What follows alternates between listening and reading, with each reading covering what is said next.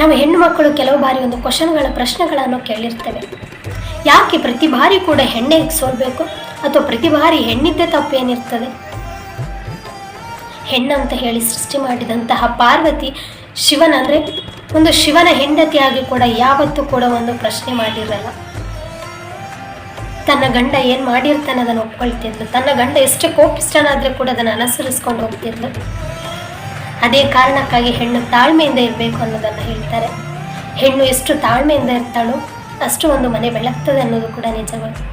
ನಾವೆಲ್ಲರೂ ಕೂಡ ಕ್ವಶನ್ ಮಾಡ್ತೇವೆ, ಹೌದು ಪ್ರತಿಯೊಂದು ಬಾರಿ ಹೆಣ್ಣಿದ್ದೇ ತಪ್ಪಿರುತ್ತೆ. ಇಲ್ಲ, ಅದನ್ನು ಅನುಸ್ಕರಿಸ್ಕೊಂಡು ಹೋಗ್ಬೇಕು. ಹೆಣ್ಣಿಗೆ ಒಂದು ಉನ್ನತ ಸ್ಥಾನ ಕೊಟ್ಟಿದ್ದಾರೆ, ಅಥವಾ ಒಂದು ತಾಯಿಯ ಸ್ಥಾನವನ್ನು ತುಂಬುತ್ತಾರೆ. ಯಾವಾಗಂದರೆ ನಮ್ಮಲ್ಲಿರೋ ಉಡುಪುಗಳನ್ನು ನೋಡಿ. ನಾವು ಒಂದು ಉಡುಪುಗಳ ಅಶ್ಲೀಲವಾಗಿ ಹಾಕಿದರೆ ಅವಳನ್ನು ಬೇರೆ ರೀತಿಯಾಗಿ ವಿಚಾರಿಸ್ತಾರೆ. ಅದೇ ನೀನು ಮೈತುಂಬ ಬಟ್ಟೆ, ಹಣೆ ಮೇಲೆ ಕುಂಕುಮ ಇಡು, ನಿನ್ನನ್ನೊಂದು ದೇವತೆ ಥರ ನೋಡ್ತಾರೆ, ಅಥವಾ ತಾಯಿಯ ಸ್ಥಾನದಲ್ಲಿ, ಅಕ್ಕ ತಂಗಿಯ ಸ್ಥಾನದಲ್ಲಿ ನೋಡ್ತಾರೆ.